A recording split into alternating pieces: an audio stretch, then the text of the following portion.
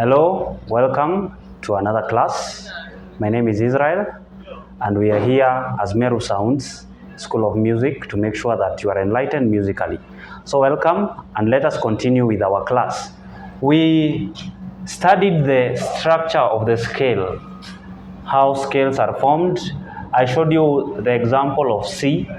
We did C, and we saw that the scale of C is C, D, E, F, G, A, B, C, and you had the assignment of doing the other 11 keys, and you can continue forwarding your assignments. So I want us to look at the structure basically of music. This one is not only for the piano students, it's also for guitarist students. You might ask me how, but let me explain that this one is a very good way, a very basic way of conceptualizing how music is made. And this is how it is. We have C here. Now, most of our keyboards, they have keyboards, not of course the piano keyboard. Most of the keyboards, not the pianos, that is, but the piano keyboards, the commercial ones, most of them start from C. And then, of course, alphabetically D, E, F, G, A, B, and C. Once again. So we see that we can actually stop at this point. So because from here it will be just a repetition, C, D, E, so on and so forth. We said between C and D we have C sharp. Between D and E we have D sharp. Between F and G we have F sharp or G flat, of course, G sharp and A sharp here. So now, basically, these are our 12 notes, and if you have a keyboard around you, you can, of course, notice this is basically the structure of your keyboard. We have 2 keys, then 3, 2 and 3, and the pattern repeats itself. This, of course, will be C sharp again, and this will be D sharp. All right, so we did the scale of C, and I would like to play for you and you hear just basically how the major scale, C major scale, would sound. So let's go on to our keyboard. So as I have said, our first note here is C. So this is C, D, E, F, G, A, B, C. And that's our do, re, mi. Do, re, mi, fa, sol, la, ti, do. That's 1, 2, 3, 4, 5, 6, 7, 8, or 1. Yeah. And of course, this, you notice the structure just as we have drawn on our board. 2, 3, 2, 3, 2, 3, and all the way like that. So the pattern repeats itself. So we have our C here, we have a C here, we have a C here, C here, a C here, and a C at the end of our keyboard. Yeah, so you can try that out and tell me what you think. All right, so and the other time in our previous class, we also addressed basically 2 clefs, the G clef and the bass clef. And so what is their relevance basically when it comes to playing? And I want us to learn basically how we are going to be presenting or how we are going to interpret whenever we see such notes. So this is our staff.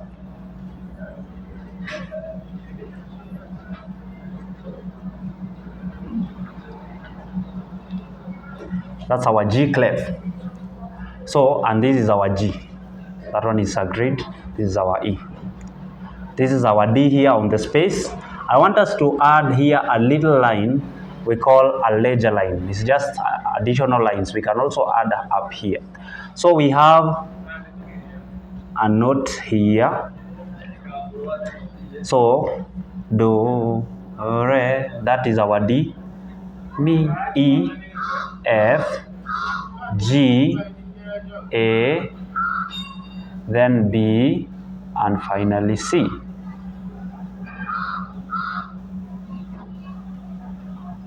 So basically this is how our scale would look like on the C major scale.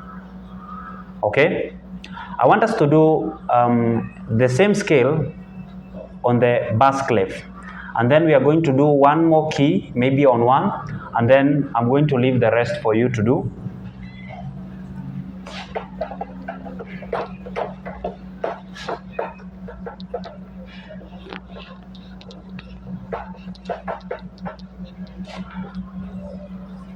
Right, so we have our 5 lines.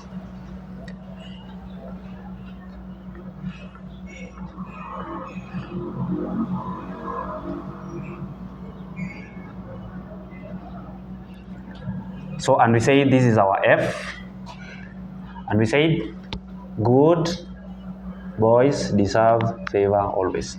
So we can start from whichever, so this is G, this is B. Now we have our first C here. So this is G, B, D, F, and finally A. So we have our first C here. That is our Do, Re, Mi, Fa. That is F. So G, La, then Ti, Do.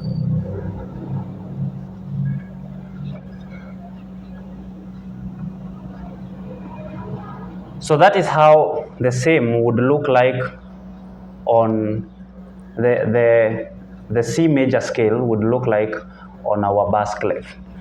Let's do G major.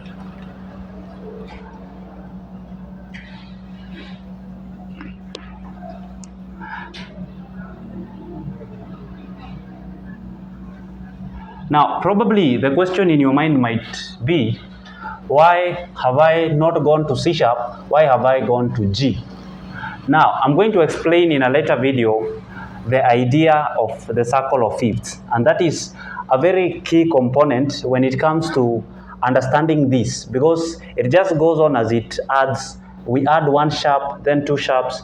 We are going to learn that in some classes that follow. So let us look at G. Where would G begin? Here.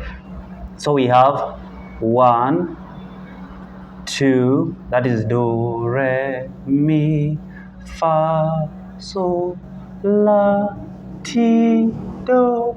Now, something just happens that we notice. Now, if you made the scales, you should have realized that G is G, A, B, C, D, E, F sharp, not F, then G. So what are we going to do with this F sharp? Now, there are 2 ways that we can present this. We can either put our sharp here to note that this note specifically is a sharp, or, which makes it easier, because if we are on the key of G, why every time that we are going to be playing should we have that sharp there? We can just place a sharp here, 1 sharp, and this one stands for all the, whenever we see 1 sharp, we know that that 1 sharp is representing G, because G major chord is the only one that has 1 sharp. So this one represents every other F that we are going to be playing in that key. We know that it's not going to be F, it's going to be F sharp. Okay, so that one is a very good concept that we need to learn. And now I would like to now pause the rest. You can follow this circle, and you are going to notice something. It's going to go on as the numbers are adding. So start with C, we have done, then G, then D, so then A, then E, then B, then F sharp, then C sharp, then G sharp. Actually, we can stop at C sharp. Let's just stop at C sharp. Yeah. And then in our next class, we are going to do now in the reverse. We are going to do them as we go 5 steps lower. Okay, so that one is good. I believe it has been exciting, and if it has been exciting, you can hit that subscribe button and that like button, and you can also share if you find this content to be specifically helpful. Also, post any questions that you might have, and I'll react to them as soon as I can. Thank you, and have a nice rest of the day.